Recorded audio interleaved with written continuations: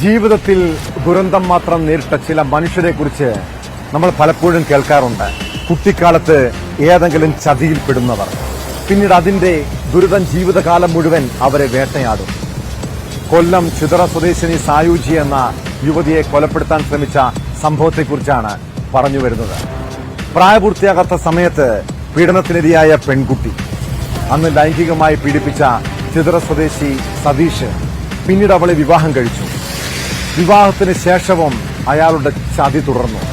മറ്റൊരു യുവതിയുമായി ഭർത്താവിന് അവിഹിത ബന്ധം. ഇത് അറിഞ്ഞതിനെ തുടർന്ന് സായൂജിയെ പെൺസുഹൃത്തുമായി ചേർന്ന് കൊലപ്പെടുത്താൻ ശ്രമിക്കുകയായിരുന്നു. കേസിൽ ഭർത്താവ് സതീഷിനെയും കാമുകി സുജിതയെയും പോലീസ് അറസ്റ്റ് ചെയ്തു.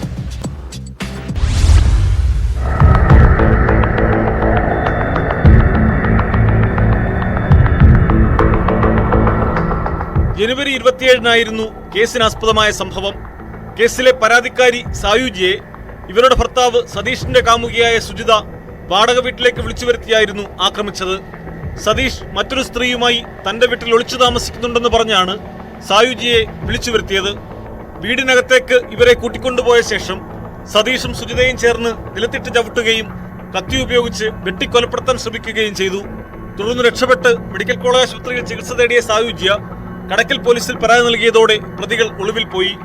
സുജിതയെ പോലീസ് പിടികൂടി റിമാൻഡ് ചെയ്തെങ്കിലും ഒന്നാം പ്രതി സതീഷിനെ പിടികൂടാനായില്ല. ഇതിനിടെ സതീഷ് മുൻകൂർ ജാമ്യം തേടി ഹൈക്കോടതിയെ സമീപിച്ചെങ്കിലും കോടതി ജാമ്യാപേക്ഷ തള്ളി. മാസങ്ങൾ നീണ്ട അന്വേഷണത്തിനൊടുവിൽ കടക്കൽ പോലീസ് പ്രതിയെ അറസ്റ്റ് ചെയ്യുകയായിരുന്നു. നിരവധി കേസുകൾ പ്രതിയാണ് അറസ്റ്റിലായ സതീഷ്.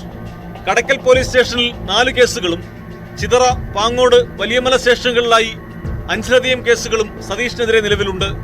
പോക്സോ ഉൾപ്പെടെ സ്ത്രീപീഡന കേസുകളാണ് അധികമെന്നും പോലീസ് പറയുന്നു. 2018-ൽ സ്കൂൾ വിദ്യാർത്ഥിനിയെ വിവാഹ വാഗ്ദാനം നൽകി പീഡിപ്പിച്ച കേസിൽ ജയിലിലായ സതീഷ് 3 വർഷത്തിന് ശേഷം ഈ പെൺകുട്ടിയെ വിവാഹം കഴിച്ച് കേസിൽ നിന്ന് രക്ഷപ്പെടുകയായിരുന്നു. കോടതിയിൽ ഹാജരാക്കിയ പ്രതിയെ റിമാൻഡ് ചെയ്തു.